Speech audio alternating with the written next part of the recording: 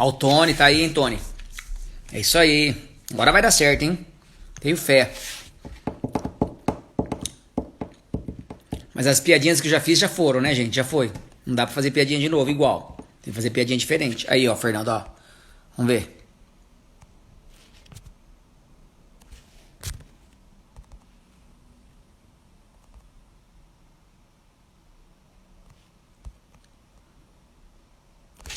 Ah, tem que dar. Pera lá, que ele tá aí agora. Vamos assinar pro Fernando. Aí.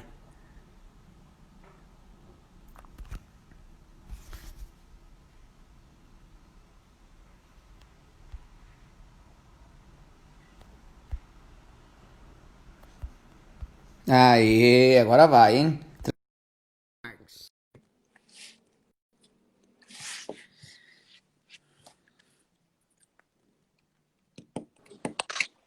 Ô, Glória! Poxa, que dificuldade, hein, Matheus? Vou Ah, falar pra você, hein? já ficando idoso é difícil, viu, rapaz? Ah, Deus o livre. Essa tarde de tecnologia não é fácil não, viu? Pois é, e eu tentando pelo computador aqui, nem imaginava que não dava. É, então, a primeira vez que eu fui tentar, eu perguntei também para minha esposa. Falei, pá, Agatha, falei, funciona pelo seu computador? Ela falou, não, tem que ser pelo celular. Porque o Poxa, computador dura muito mais tempo, né? Mais fácil. na verdade eu E acho que assim, que aqui não abre o chat também, né? Quando eu entrei, ele abre um chat e aí ele manda pra mim solicitar vídeo, uma coisa de participação no celular, né? no celular. É, No Note não aparece. não aparece, né? Mas Pois beleza, bem, que bom, certo. O valeu, pessoal tá vamos entrando lá. aí. Tranquilo. Viu? Agora deu certo, né? Sim. Primeiramente, boa noite a todo mundo. Peço desculpas aí pelo atraso, pelo transtorno tecnológico aí. Aprendemos mais uma lição hoje, oficialmente, que pelo computador não dá para fazer divisão de tela. Hoje o tema da nossa conversa, do nosso bate-papo, como sempre, tem sido de maneira bastante informal, mas sempre tentando trazer informações de qualidade e pessoas de qualidade. Hoje nós convidamos aí o professor, né, já foi professor no curso de fisioterapia em Presidente Prudente, São Paulo.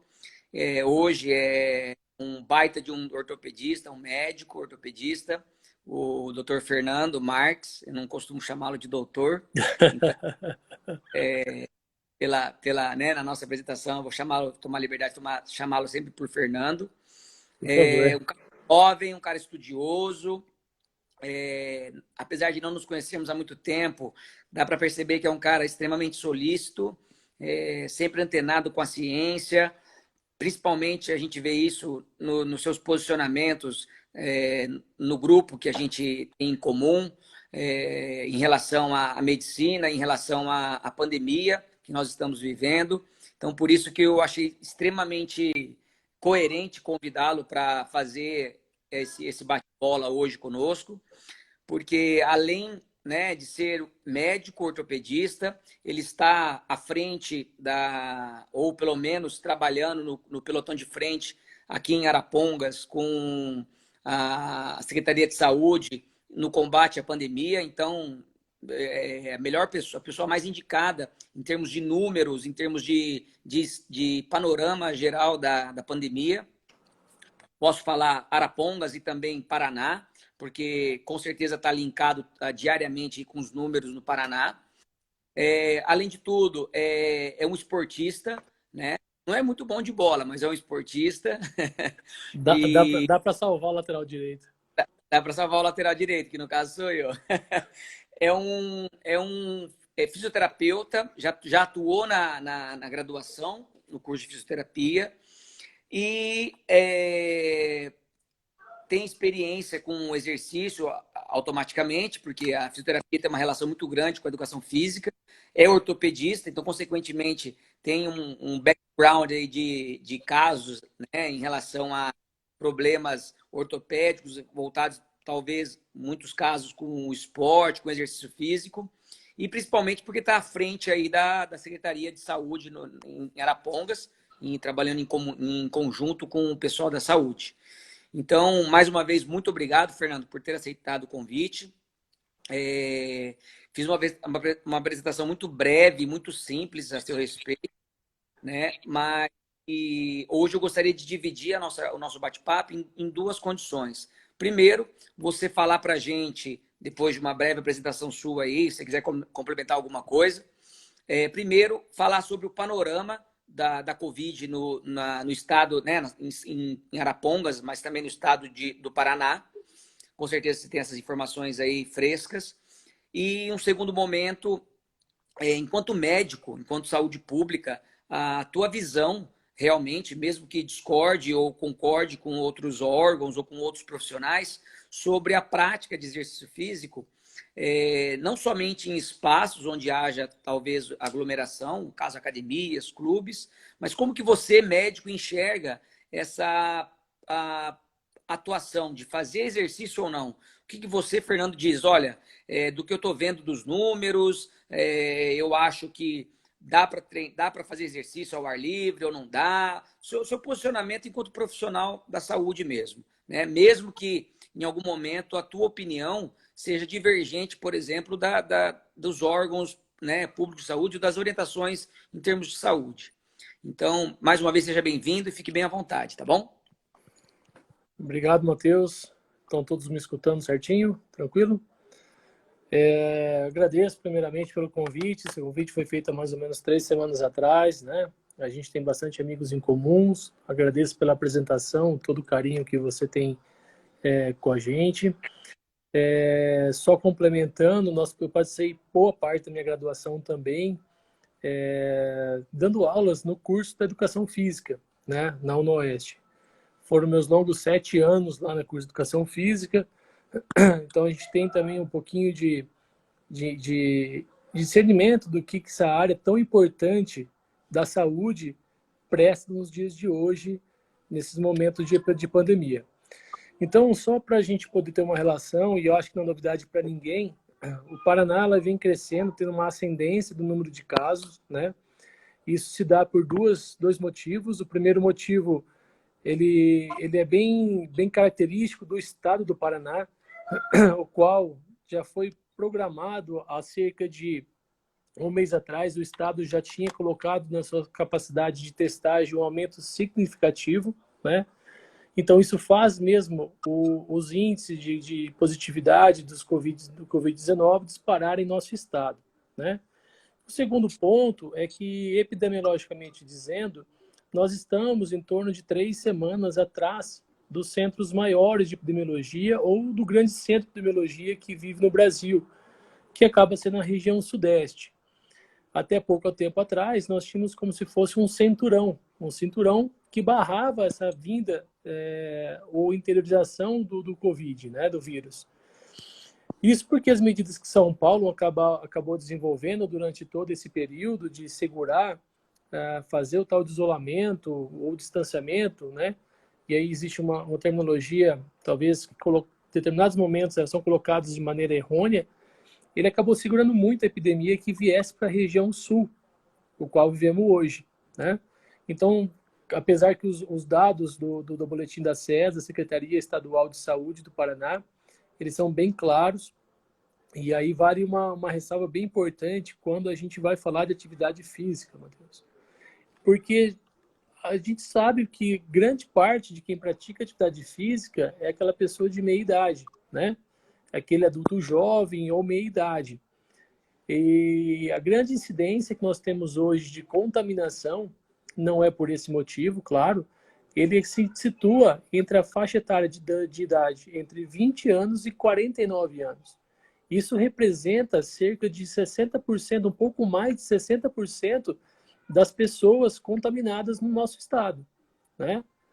Um outro fator que favorece essa infecção nessa faixa etária de idade acaba sendo que são pessoas economicamente ativas. É o que move o estado, quem move a cidade, quem move o país.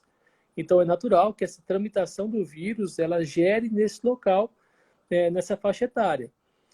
Uma coisa é falar de transmissão, de transmissibilidade do vírus, que é o que nós estamos falando agora nessa faixa etária de idade, e uma outra situação é quando nós falamos de índice de mortalidade, que aí não se enquadra nessa faixa etária, e sim na faixa etária acima dos 60 anos, né? Que, como todos sabem, isso aumenta ainda mais quando se associa a comorbidades. E aí que vai de encontro à atividade física, né? Eu acho que é chovendo molhado nós elencarmos aqui todos os benefícios da atividade física que ela proporciona no nosso corpo, o quanto ela causa de prevenção para nós, o quanto ela diminui o índice de mortalidade em muitos pacientes obesos, né, pacientes hipertensos, diabéticos. Agora, a grande discussão que tem que haver é como e quando fazer esse exercício, e onde fazer esse exercício em momentos de pandemia, né?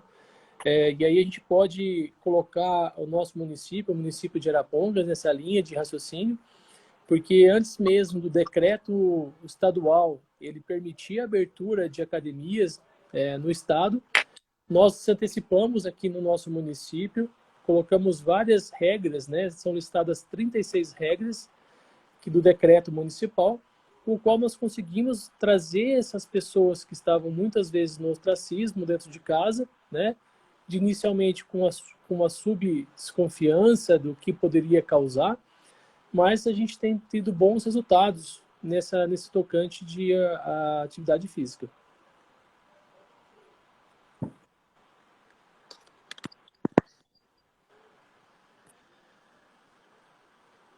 Tudo bem aí? Deu tudo certo?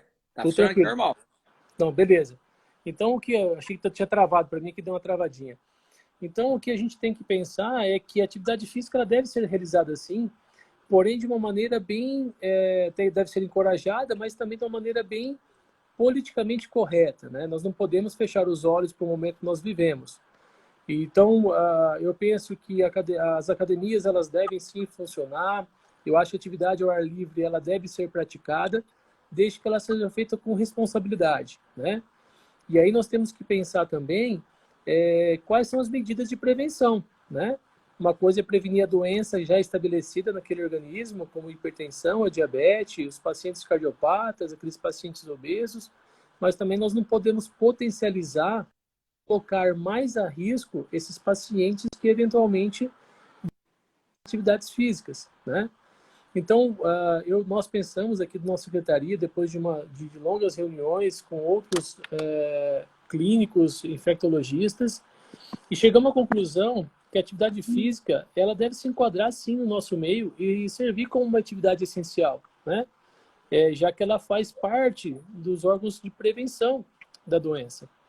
Então, até nós, quando começamos a fazer nossas regras, né, para a gente poder iniciar nossa atividade física, foi uma grande dificuldade entender se era possível fazer uma atividade física com máscara, né?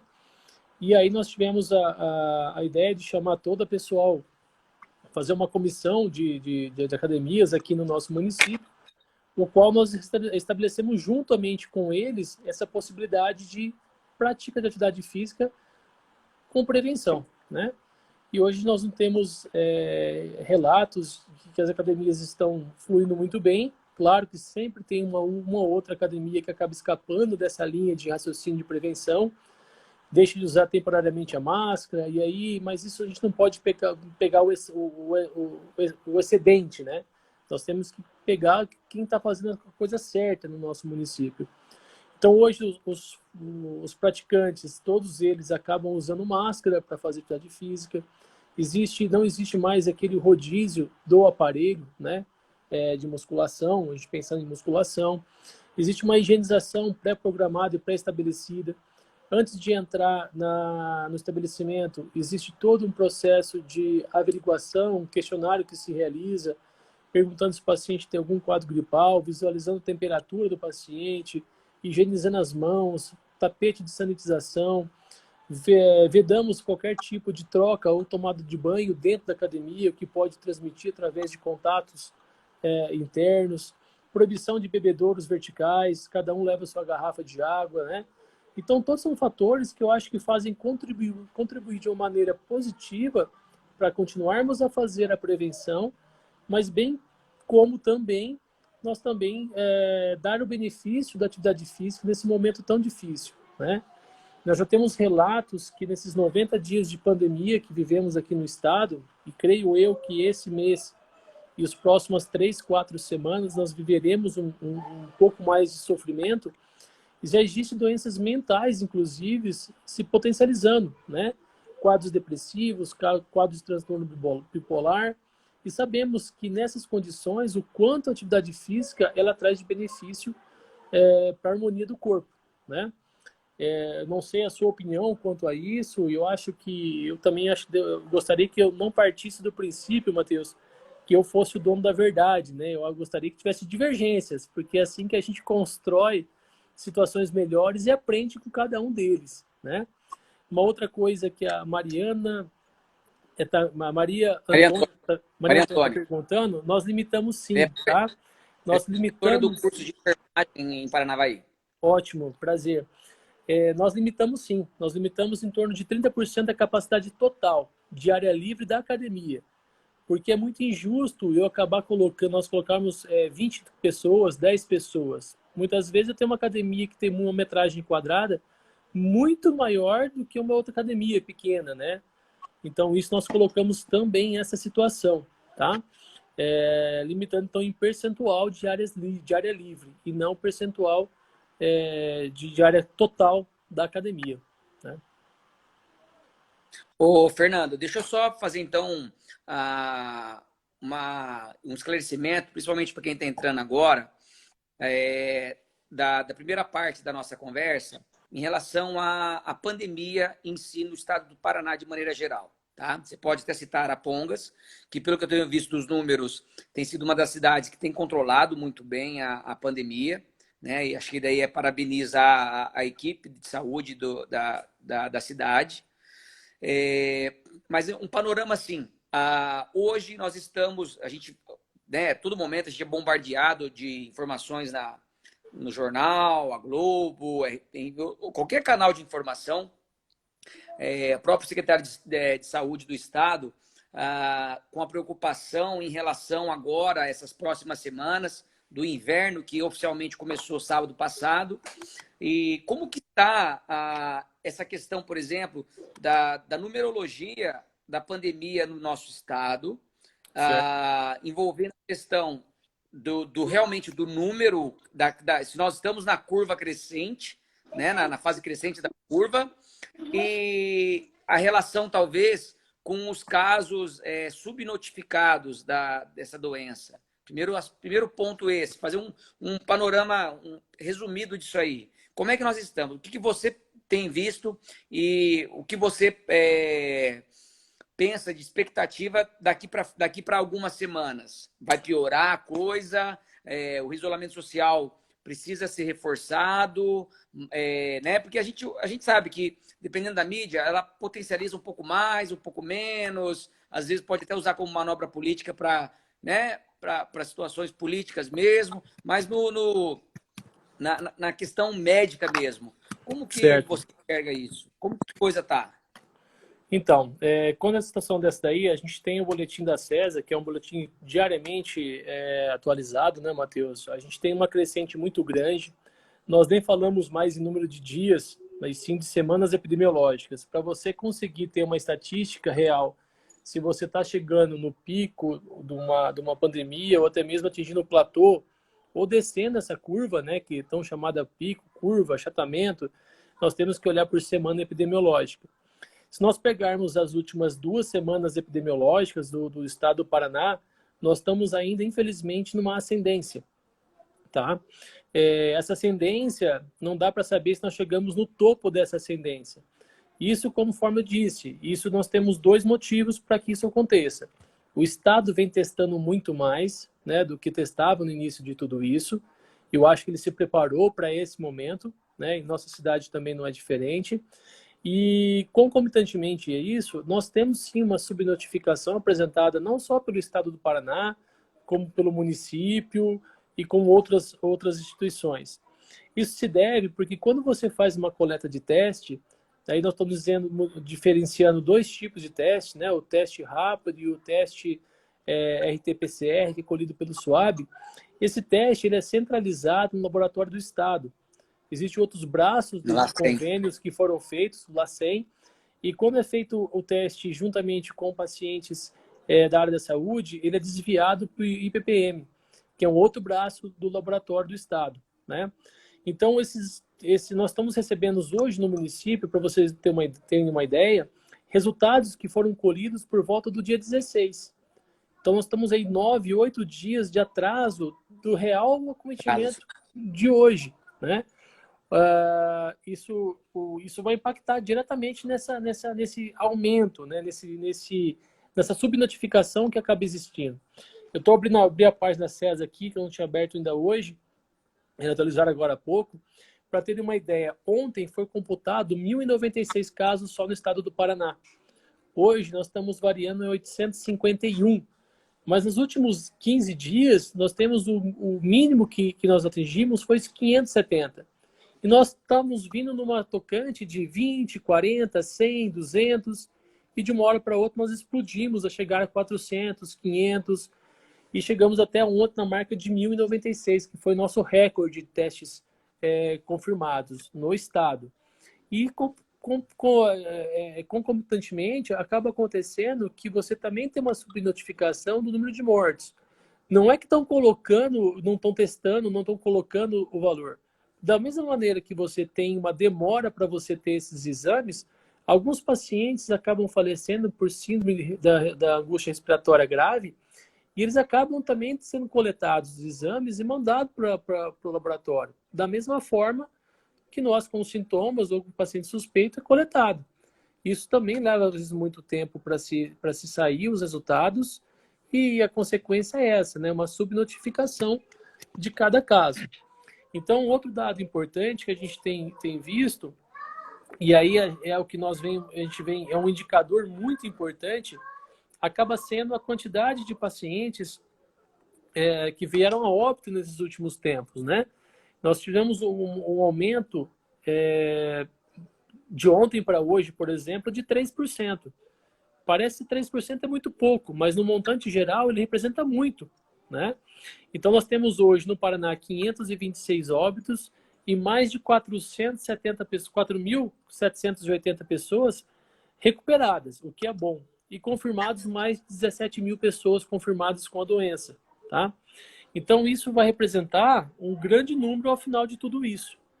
Então, não creio que nós estejamos ainda nesse pico. Nós estamos na ascendência ainda, né? O Estado vem cada vez mais incentivando o uso do RT-PCR, que é um teste de padrão ouro, que tem a sensibilidade e especificidade de mais de 99%. E existe também, como eu estava falando de testes, nós temos o teste rápido.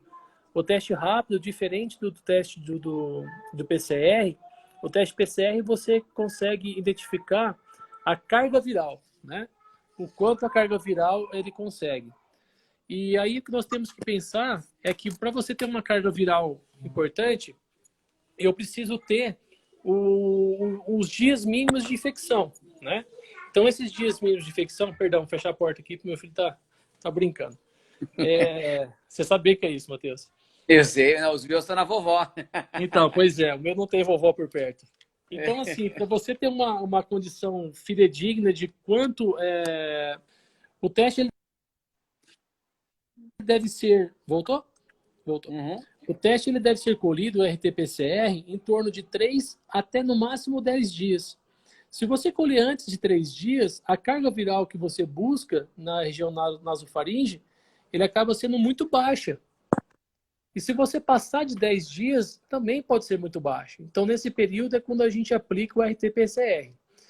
Quando o paciente apresenta mais de 7 dias, no caso 8 dias, 10 dias de sintomas respiratórios, e aí você pode aplicar o teste chamado teste rápido. Esse teste rápido, a imunocromatografia, é um cassete, o qual ele vai detectar proteína imunológica. Então, se você teve, por algum momento, a carga viral e criou imunidade para aquele vírus, em alguns cassetes, chamados cassetes duplos, eles aparecem 2 tipos de marcadores, que é a imunoglobulina aguda, que é a IgM, e a imunoglobulina crônica, vamos pensar assim, que é do anticorpo tardio, em fase tardio, que é o IgG. Então, se eu aplicar o teste rápido fora desse período de padrão, eu estou criando um grande problema para o estado ou para o município em questão. Por quê? Porque você pode estar fora do período da janela imunológica, testar negativo, porque o marcador não vai encontrar nenhuma proteína do vírus, e aí você vai testar negativo. E você vai ter a liberdade de um paciente com potencial grande de infecção na população em geral, transmitindo o vírus, né? Então, claro, o município, o estado, perdão, ele acabou passando para os municípios, através de um recurso federal, todos esses testes, né? E todos os municípios, acho que do Brasil, têm uma quantidade um pouco limitada quanto a isso, mas existe esse outro método de teste que são aplicados, né? Se perguntar qual é o melhor teste, não tenho dúvida que é o RT-PCR. Beleza, Fernando. Então, para resumir toda essa sua explicação técnica, nós estamos, então, subindo na curva. Perfeito. Né? E cada vez mais, por conta disso, é importante mantermos o máximo isolamento social. Eu nem diria, Matheus, o termo, acho que a gente generalizar esse sentido de fazer o isolamento, a gente está entrando numa contradição, né? Eu acho que o Estado em si, ele vive uma situação, mas cada município, eles também vive uma situação em comum, né? Eu não posso considerar a cidade de Curitiba, nossa capital, com a mesma realidade de Arapongas. Eu não posso, ou Paranavaí, no caso, né? Ou também de uma região que está muito afetada, que é a região oeste, que está se encontrando Cascavel, né? Cascavel. Ou Londrina, que nós temos um grande número de óbitos, é a segunda cidade do estado com o maior número de óbitos que nós temos. Então, acho que cada cidade ela deve ver sua realidade e não ter esses comparativos, né? De que falar assim, por que Paranavaí fez uma situação e Arapongas não fez, ou Londrina não fez? Por que algumas cidades estão pensando em fazer barreiras sanitárias, já estão fazendo, como Foz do Iguaçu, barreiras sanitárias em bairros? Por que outros locais estão fazendo o chamado toque de recolher? Outros estão pensando em lockdown? Outros estão fechando? Porque cada município vive sua realidade. O que a gente está prezando hoje no município de Arapongas, né, exclusivamente falando, e aí eu não sei, não tive os dados ainda de Paranavaí, é não pregar o isolamento social. Porque quando você fala isolamento social, você tem que fechar comércio, você tem que fechar muita coisa. Mas sim a prática do chamado distanciamento, tá? Isso. O distanciamento social. O que a gente prega como distanciamento social? É aquela situação no qual você tem que fazer a economia girar, você tem que gerar o emprego, você tem que gerar a economia do município, para que tudo consiga sair dentro da normalidade no mínimo possível, mas também você tem que ter a responsabilidade civil de entender que aquele momento é um momento que você tem que abdicar de muita coisa que está do seu cotidiano antes, como passar por um bar, tomar uma cerveja, fazer um happy hour com os amigos, jogar uma bola, né, Matheus? Que a gente joga toda quarta-feira. Fazer um acumulado aqui. Pois é. Jogar um futebolzinho, depois comer um churrasco, confraternização.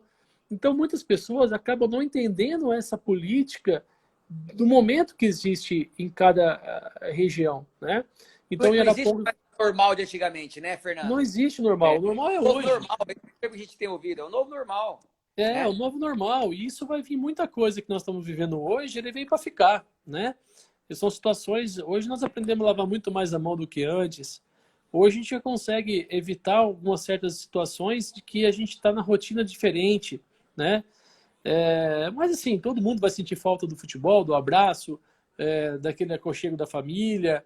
Eu, particularmente, faz 90 dias que não vou na casa dos meus pais, não frequento. Eu tenho uma avó com 90 anos, eu tenho uma mãe com 66 anos de idade, então não é o momento para a gente poder compartilhar disso daí. Mesmo porque... Fernando, nisso que você está dizendo, antes de começarmos a segunda parte da nossa conversa, eu queria que você fizesse um intermédio entre o Fernando médico, acompanhando toda a numerologia e, né, tendo a responsabilidade profissional da melhor orientação possível, e o Fernando ser humano.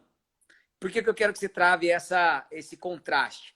Para falar para a gente assim, o que você, nesse equilíbrio entre doutor e ser humano, Como que é a sua rotina? O que você cobra da tua esposa, por exemplo, quando vai ao mercado, quando você sai de casa? O que você realmente coloca em prática? Mesmo que em alguns momentos, pensando no lado do ser humano, você negligencie algumas coisas do lado médico. Como que é a rotina do Fernando? Matheus, é até engraçado isso, né? Porque eu estava comentando na prefeitura esse lado. O que é o lado? É o seguinte, Matheus. A vontade do Fernando não médico, o Fernando Pessoa, como cidadão como qualquer nós somos, é de fazer festa, é de ir na casa dos meus tios, é de chamar meus primos, que você sabe que tem uma ligação muito grande com eles, é de, no nosso grupo de futebol, falar assim, galera, vamos lá, vamos jogar futebol, né? Então, isso é o lado do Fernando. Só que o lado médico dessa área toda, e daí não é só o lado médico, mas o lado de responsabilidade civil, né? Que a vontade é uma coisa, querer e poder são totalmente distintas. É de você ter uma conscientização e uma compaixão com o teu próximo. Nesse momento, eu não penso mais em mim. E sim eu penso na pessoa que está do meu lado, minha família. Porque eu acho que eu não quero, de maneira alguma, ter que ter um fardo grande nas minhas costas de ter contaminado alguém da minha família que eu tanto amo e causar um mal a ela, né? E levar isso para o resto da minha vida. Então, acho que esse sentimento nós temos que ter. Então, a gente vive um drama hoje no nosso município e eu acho que a realidade de todos também, é que quando a gente coloca um paciente em isolamento, a gente está colocando ele para prevenir o contágio de outras pessoas e prevenir ele também de se agravar da doença. E o que a gente está conseguindo observar nos últimos 10 dias no município é que esses pacientes em isolamento, eles não estão tendo responsabilidade o suficiente, civil inclusive, de manter esse isolamento enquanto não sai o resultado dele ou enquanto ele é negativo. Já pegamos vários pacientes em supermercados positivados e voltando para trabalhar. Então, isso não é pensar no próximo. Isso não é pensar com o coração. É pensar com a cabeça e falar assim, olha, isso aqui não é nada, isso aqui é uma situação bem simples, vai passar, eu não tenho nada. Eu acho que isso me complica bastante. Do lado de médico, Matheus, eu chego na minha casa, a primeira coisa que eu faço, eu vou me trocar, né? Vou tomar um banho para depois chegar perto de umas famílias. Então eles já sabem, eu me troco na lavanderia de casa, já vou direto para o banho, não tenho contato com ninguém. Se eu atendi paciente, eu acabo tomando banho na hora do almoço também. Então são situações que a gente vive que é correta, né? Eu acho que quantas de nós tirávamos o sapato na porta de casa, né? Entrava com o sapato para dentro de casa, muitas vezes, né? Deitava com a roupa da rua no sofá, pegava o jeito que estava com a roupa, sentava na sala de estar para fazer o teu almoço, tua janta. Pegava seu filho no colo, beijava ele sem ao mesmo ter lavado tua mão, né? Então são situações que hoje a gente começa a pensar, fala, puxa, eu não acredito que eu estou vivo até hoje. De tanta coisa que eu fiz dessa maneira, né? Roleta russa, né? Roleta russa, é mais ou menos essa pegada aí, é uma roleta russa que vivíamos nessa situação. Por exemplo, a nossa vida e a sua são muito próximas, muito semelhantes, porque nós temos criança, né? Nós na universidade estamos trabalhando de forma remota, então eu não estou na comitiva de frente que nem você, né? Mas, por exemplo, se você sai, e nós vamos já entrar na segunda parte da conversa, você sai para fazer uma caminhada em um local que tem pouquíssimas pessoas ou quase ninguém, quando você volta, por exemplo, em situações normais, antes da pandemia, provavelmente, se você não suou muito e tal, você ia colocar aquela meia, aquela bermuda, por exemplo, você não ia colocar para lavar. Você ia colocar lá, talvez, no varal para tomar um sol e usar ela, talvez, amanhã para jogar um futebol ou amanhã para rapidamente ir no mercado e bater e voltar.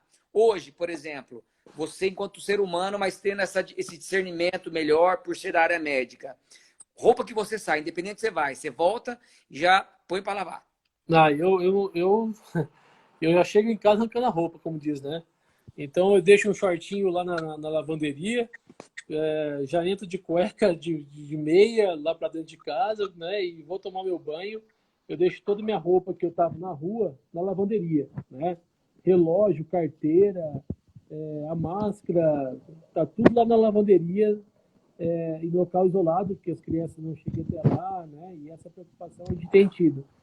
eu acho que essa preocupação nós temos que levar para o resto da vida, né? Não dá para admitir mais como a gente vivia antes. Uma coisa vai ser antes da pandemia, pós a pandemia. Até a gente ter a segurança natural de viver nossa realidade que tínhamos antes, ela vai levar um tempo. Aí, melhorou o som. Melhorou? Melhorou, ficou ótimo. Deu uma cortada. Então, assim, essa realidade que nós estamos vivendo hoje é a realidade que nós temos que viver no momento e acabou. Nós temos que conscientizar que essa é a nossa vida nesse momento. Com o advento da vacina, se Deus quiser, ela chega aí nos próximos 6 meses, se tudo correr bem, vai ser uma nova vida, talvez, mas nesse momento é isso que nós temos que viver. Quando você falou da atividade ao ar livre, eu acho que ela deve ser incentivada de uma maneira bem, bem ampla, né? E com cuidados. Nós não podemos fazer grupos e fazer caminhadas, corridas, sem ter o mínimo de prevenção. E não dá para a gente fazer um grupo de corrida, um correr atrás do outro, sem nenhum tipo de proteção. Você mesmo é estudioso do assunto, né? Assim como todos que você leciona. Existem estudos mostrando que a gotícula que você espere e aumento da frequência respiratória potencializa demais a expedição desse vírus, né? A exposição. E para você ter um contato e ser infectado pelo vírus, Matheus, nós precisamos de 2 fatores importantes que é deixado de lado no nosso dia a dia. O primeiro é o quanto você está infectado, ou seja, qual é a altura da sua carga viral. E a segunda situação é o quanto você é exposto a essa carga viral. Então, vamos dar um exemplo bem claro, para que fique bem, bem tranquilo. Por que um homem e uma mulher, a mulher infectada por HIV, eles podem ter um filho por concepção natural, né? Por que eles podem ter isso? E o homem, que no caso não tenha o contágio do HIV, ele não se infectar. É simples, porque isso existe tudo um preparo, o qual é mensurado o nível de carga viral do vírus do HIV, que é transmitido pelo CD4, e quando você tem um número muito baixo do CD4, a transmissão é quase nula, né? O risco de você contrair a doença, ele é muito baixo.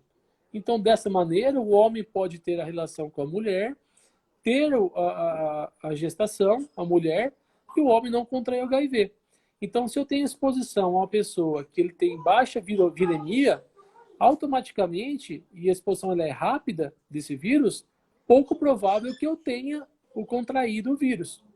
Ao passo que quando a gente tem uma carga viral alta, um paciente sintomático, quando eu falo assim, carga viral alta, geralmente o paciente tem sintomas, né?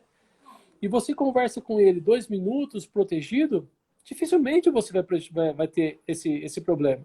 Agora, se ele não tem proteção, você não tem proteção, e você está se expondo cada minuto que passa, aumenta a sua exposição e aumenta a sua chance de se... Então, pensando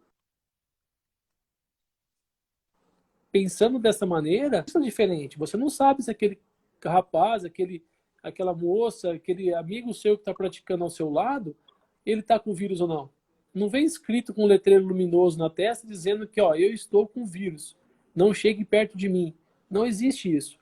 E aí nós temos um contrassenso, que é quando nós falamos sobre os pacientes assintomáticos, como a OMS veiculou, eles não transmitem o vírus. Não é que é bem assim que eles não transmitem o vírus. A chance de haver uma transmissão do vírus em paciente assintomático, ela é muito menor. Em decorrência do quê? Da baixa carga viral que ele apresenta, né? Então, eu estou correndo uma maratona com um amigo meu, 1 hora de maratona. Ele sem máscara, eu sem máscara. Ele está assintomático. A chance é muito maior de eu transmitir o vírus para mim mesmo sendo assintomático, do que eu ficar 10 minutos com ele correndo, né? Então, aí isso já entra na segunda parte da nossa conversa, Fernando. Ótimo. Por exemplo, vamos pensar assim, tem toda a recomendação, né, da questão de usar máscara, lavar as mãos, limpar os alimentos, etc, etc. Tá? Certo.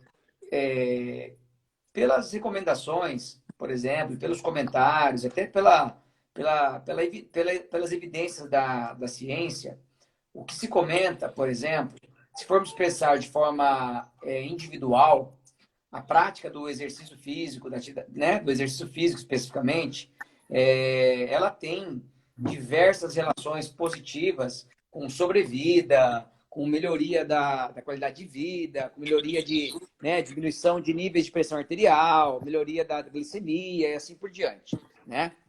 E realmente, isso são um dos inúmeros benefícios da prática de exercício físico, né?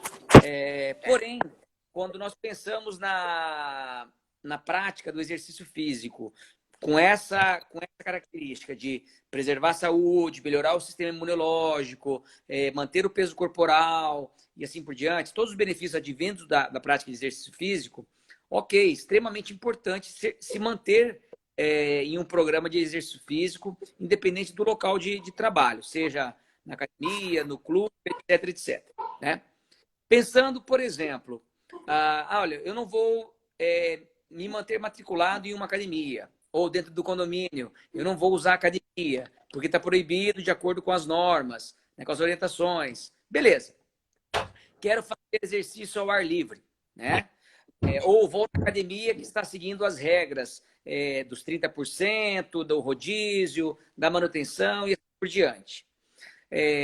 A gente sabe que existem, por exemplo, profissionais na área da saúde, especificamente da educação física, que advogam positivamente a prática de atividade de exercício físico, porque tem todos esses benefícios para ele. Porém, quando você vai para um espectro mais epidemiológico da coisa, e exatamente isso que você colocou, se você for, por exemplo, nas próprias informações da Sociedade Brasileira de Atividade Física e Saúde, eles comentam realmente que existe a importância da prática de exercício por todos os benefícios advindos dela, porém, quando você se coloca para fazer uma atividade, um exercício, mesmo que seja ao ar livre, você tem aquela condição de 1,5 m, 2 metros, se estender para até 20 metros. Porque você não sabe quem que passou por ali e espirrou há alguns segundos, né? Então, você não sabe se o vírus está no ar, você não sabe, por exemplo, quem você vai encontrar no seu percurso da corrida ou no seu percurso da sua pedalada e assim por diante.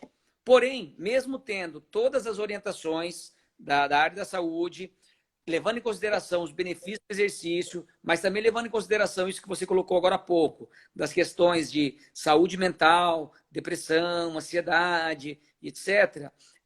A pessoa, hoje, ela tem o livre-arbítrio de falar, olha, eu vou sair para correr ou para pedalar, eu vou usar máscara, eu vou me cuidar e eu vou tomar todos os cuidados em relação a isso.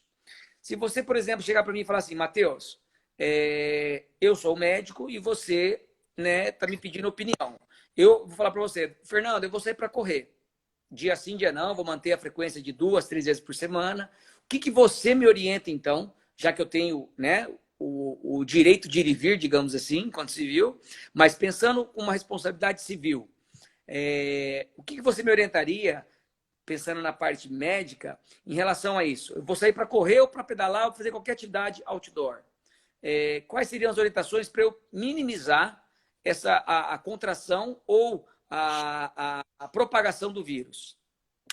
Bom, Matheus, é um ponto importante, né? É um ponto importante, muita discussão pode gerar em cima disso, né? Mas a gente tem que existir os princípios básicos. A adaptação de cada um, ela vai ser válida também. Mas as regras básicas é isso que você falou. Então, primeiramente, é manter a distância mínima entre as pessoas que estão praticando, né? Isso falando de área livre, né? De ambiente livre. E esse ambiente, no mínimo, tem que ser de 2,5 metros. Por que um pouco maior do que o convencional? Porque você vai aumentar a sua respiração, a frequência respiratória sua, você vai acabar expelindo mais o ar, né? E a gente pode até mesmo tossir, engasgar de alguma maneira desse sentido. E aí a propagação dessa gotícula, né, desses perdigotos que nós falamos na medicina, eles podem chegar no alcance muito maior, até 4, 5 metros numa atividade física. E aí vai de encontro àquela necessidade, e eu vejo como necessidade e obrigação da prática da atividade física, ter um equipamento que antes jamais imaginávamos que podíamos usar. que acaba sendo a máscara, né? Eu não consigo entender ainda como existe ainda pessoas, aí você entra na responsabilidade civil mesmo, possam pensar em praticar uma atividade física sem usar máscara. E aí você volta a olhar para si mesmo e não para o próximo que está ao seu lado, né? Olhando para si e falar, se eu pegar, eu peguei, agora eu não estou preocupado se você vai pegar ou não vai pegar, né? Então, são duas regras básicas que nós temos que colocar, três regras básicas, né? A terceira seria evitar aglomerações existentes. Então, se nós formos a essa condição, o exercício ao ar livre, ele acaba tendo uma soberania aos exercícios de ambiente fechado. Uma outra situação que nós temos que pesa contra a atividade física dentro de ambientes fechados é o compartilhamento de equipamentos, que a gente deve vedar essa prática, né? E a situação também, não nesse clima que estamos vencendo hoje, mas em períodos mais quentes, o uso de ar-condicionado. Então, já se mostrou até mesmo em hospitais o quanto isso causa de transtorno em relação à circulação do vírus. Porque ele acaba ficando grudado no filtro do vírus, né? Ou no próprio as pás do ar-condicionado, e acaba dissipando.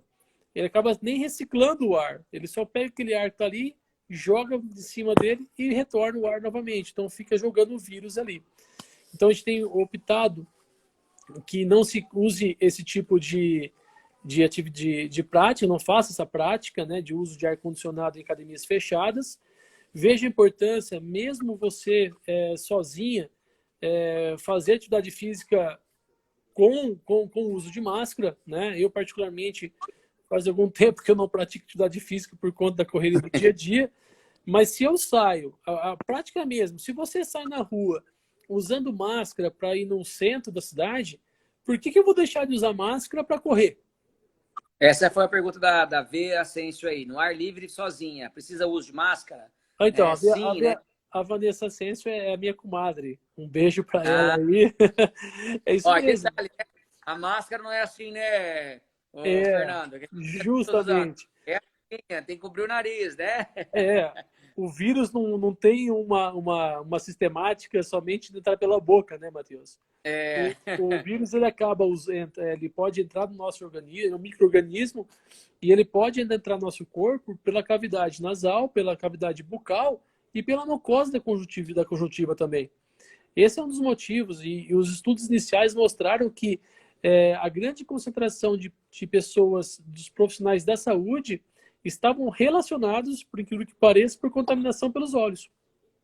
Pelos olhos? Você estava contaminado a mão, e aí quantas vezes você leva a mão no rosto por dia? A gente passa de 30 vezes por dia, inconscientemente, passando a mão no rosto. Então, simples passar a mão no rosto, você leva também essa situação. Então, eu vejo a importância de usar máscara, nem que você vai fazer sozinho sua atividade física. A gente vê muitos ciclistas, né? Os bikers aí que estão na moda, em comboio pelas estradas, né? Vamos pensar, fazendo aqueles trios, muitas Cagar. vezes, acaba tendo uma grande chance de ser contaminados, É. né? Então, aí a gente passa da atividade física ser um ponto positivo para virar um ponto negativo, né? Ao invés de você estar causando benefício para si mesmo, você está causando malefício, não para si, mas para outras pessoas que estão junto com você. Fernando, então, saiu para correr, saiu para pedalar, máscara. Máscara, protegendo. De preferência, né? Na bike a gente usa geralmente óculos por questão de mosquito, etc. Então, até melhora essa condição da penetração, talvez, do vírus pelos olhos. Com certeza. Evitando ainda assim aglomeração de pessoas, então como os ciclistas, por exemplo, fazem, ou grupos de corrida, evitar isso, né? Os grupos de corrida, apesar de ter o aspecto social muito aguçado nisso, procurar fazer as atividades de forma isolada, né? Ou minimamente com uma distância entre vocês, né? Entre as pessoas que vão fazer. E aí chegou em casa, por exemplo, de uma corrida, de uma pedalada, de um exercício ao ar livre. Recomendação igual saiu de casa, mesmo que tenha ido para um lugar isolado, com poucas pessoas, chega em casa, arranca tudo, põe tudo para lavar e toca o barco em frente. Higienização, né? A palavra é higienização. Você saiu por um meio, porque ao mesmo tempo você está correndo, Matheus, uma pessoa pode ter tossido naquele ambiente, e por mais que seja ar livre, fique concentrado naquele local ali, né? E isso pode gerar uma fonte de contaminação. Eu não quero dizer que a contaminação é por aerosol. Se for por aerosol, estava todo mundo morto já uma hora dessa, né? Todo mundo já tinha pego, já tinha feito um monte de situações. Mas eu vejo que a necessidade de nós pegarmos e ter esse policiamento entre nós, para que nós não possamos levar essa contaminação para dentro da nossa casa. Então, se você foi na rua, foi no supermercado, você não sabe quem passou naquele local, naquele momento, se a pessoa tirou a máscara ou usou a máscara de maneira totalmente incorreta, né? Não tem o porquê de você não chegar em casa sabendo que uma das fontes que você previne a infecção é você fazer a higienização sua e descontaminação do próprio peça de roupa que você tem. Não tem o porquê de você não tirar a sua roupa da lavanderia antes de entrar nas partes principais da sua casa, sem contato com ninguém, sem abraço de ninguém, e dirigir-se para o seu banho, né? Então, aquelas pessoas que não gostam de tomar muito banho, acho que vai ter que começar a repensar essa situação aí, que ela tem se tornado uma prática cada vez maior no nosso dia a dia. Ô, Fernando, para pessoas, por exemplo, que correm e ou levam alguma ou barrinha de cereal, ou pedalam uma barrinha de cereal, uma garrafinha de água. Garrafinha de água, por exemplo, o ideal seria, imagino eu, cada vez que ele for tomar, passar o álcool em gel e tomar. Mas isso, né, acaba sendo na prática inviável. Certo, certo. E aí? Rezar e contar Não, com sorte. eu acho que existe umas boas maneiras, né?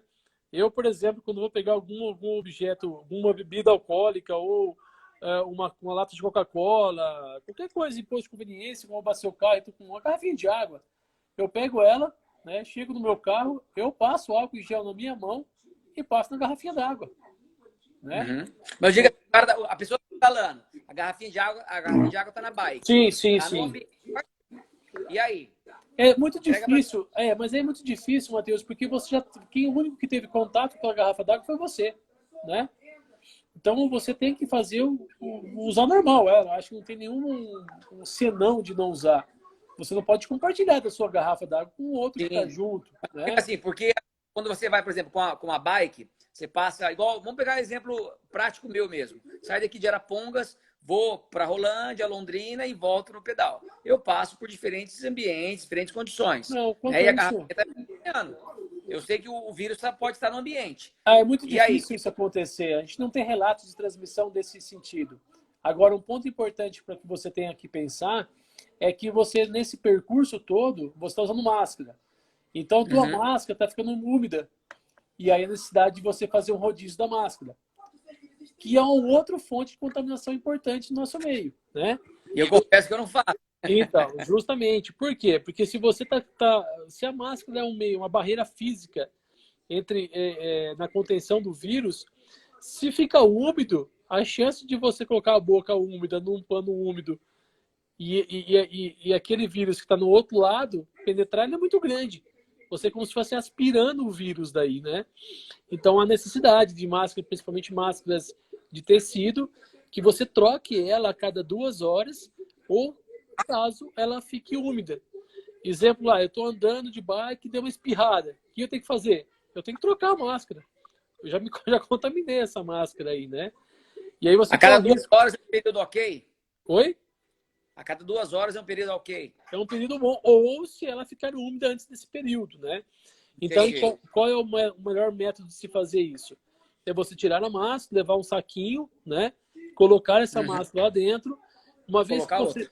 Isso. Antes de colocar outra, higienizar a sua mão, né, com álcool, porque você está entrando em contato com a face externa da máscara, não a face interna que fica em contato com a tua boca. E aí você acaba fazendo com que você tenha se prevenindo um pouco mais. E é um grande erro, né? A nível hospitalar, os chineses lá, da percussão de tudo isso daí, viram que a grande chance de contaminação existia também na hora de você retirar os seus EPIs. E dentro desses EPIs estavam as máscaras. Então, os profissionais de saúde utilizam da seguinte maneira. Descontaminam a sua mão com álcool em gel, retiram os elásticos a máscara, colocam dentro de um saco plástico, rehigienizam a sua mão e coloca de novo, novamente, Como? coloca outra máscara. Então, eu vejo que é dessa prática que nós temos que viver. Então, para quem vai praticar atividade física, e aí a gente também aqui no município acabou, no decreto municipal, limitando o tempo, né, de atividade física, justamente para diminuir esse contato, né, com outras pessoas, a exposição no eventual vírus no local. Também a orientação foi essa: a cada tempo trocar a máscara para que você também tenha uma prevenção maior. Essa parte de 2 em 2 horas, trocar máscara quando umedece, eu particularmente não sabia. Sai lá, dura 2 horas, 4h30, a mesma máscara. E se Então, chegava em casa, com a consciência limpa. Então agora tem que saber que tem que no bolso. E o ideal é que chegue em casa e lave aquela máscara, né, com água e sabão, não precisa nem passar nenhuma coisa especial. Coloque ela para secar no ar ambiente, né, no ambiente ventilado, e você troca. Quando é máscara cirúrgica, que eu acho que é um pouco difícil usar, né, na nossa prática esportiva, mas às vezes pode causar alguém está usando ela, o ideal também é que ela seja descartável. Essa daí não tem como lavar. E que ela seja trocada a cada 4 horas. Então, num pedal e pegar você num pedal, antes mesmo de 4 horas você vai ter que trocar, porque ela vai ficar úmida, ela protege muito mais do que a máscara tecida, dificulta um pouco mais a respiração, você soa mais ela. Então, a cada 4 horas, a necessidade de trocar ela e descartá-la, porque essa máscara ela é um TNT, né, que chama tecido não tecido, com várias camadas, prensadas, com feltro e tudo mais. E essa não tem como você lavar, ela deve ser descartada. A outra máscara, chama PFF2, ela tem duração de 8 horas, né? Mas no meio comum nosso, infelizmente, por escassez desse tipo de máscara e por ter aumentado muito o custo dela, a gente tem reutilizado ela, e aí nós elaboramos, né? Nós não, né? Mas vários estudos foram elaborados para você fazer a descontaminação dessas máscaras no forno elétrico, por exemplo. Né? A gente faz a descontaminação no próprio forno de casa. Então você pendura lá, liga a 180 graus. Lavando embaixo do banheiro, resolve o problema. Resolve o problema. Colocou para secar, pode ser de neoprene, pode ser de lycra, que a gente tem muitas máscaras de lycra, um pouco mais confortável. Pode ser máscara de algodão, pode ser máscara de viscose, o que for. É lavar, secar no ambiente, mas ter essa periodicidade de troca de máscara a cada 2 horas de tecido. Ô, Fernando, em relação ainda ao exercício, 2 condições. Primeiro, pessoa leva equipamentos, pesos livres, etc, para fora de casa, vai treinar. Imagino que seja o mesmo procedimento. Entra, traz para dentro de casa, limpa, higieniza e guarda. E no caso da bicicleta, por exemplo, a pessoa também tem que fazer a limpeza da bicicleta? Eu acho pouco provável, né, Matheus? Uma, porque você dificilmente vai compartilhar a sua bicicleta, né? A gente pensa nessa política de compartilhamento. Então, tudo que você for compartilhar, há necessidade de você fazer a descontaminação do local, né? A sanitização do local. Então, se você não compartilha, não tem problema. Não vai pegar o vírus no ar, vai grudar na bicicleta e você vai se contaminar por conta daquilo. Mas, assim, nós moramos num prédio, a gente não sabe se alguém foi lá e colocou a mão na sua bicicleta ou montou na tua bicicleta. É prudente, né? É prudente que você, ao ir pegar a tua bicicleta, você passe pelo menos um álcool em gel nas luvas dela, para que você fique um pouco mais protegido, né? Com um pouco mais de segurança. Beleza. Pessoal, nós temos 1 minuto ainda de live. Se vocês sinalizarem aqui no chat que vocês querem fazer mais alguma pergunta, a gente fecha essa live e retorna mais uns 15 minutinhos para fechar com o Fernando, ou então a gente encerra por aqui. Gostaria de manifestação aí. Vamos ver se tem top, Fernando. Doutor, quer falar alguma coisa? A Ellen Mendonça. O doutor Lourenço é um ex-aluno nosso aqui. Um abraço para ele, está lá em Palmas. Um grande amigo nosso. Que Deus abençoe a nova jornada de vocês aí, Lourenço.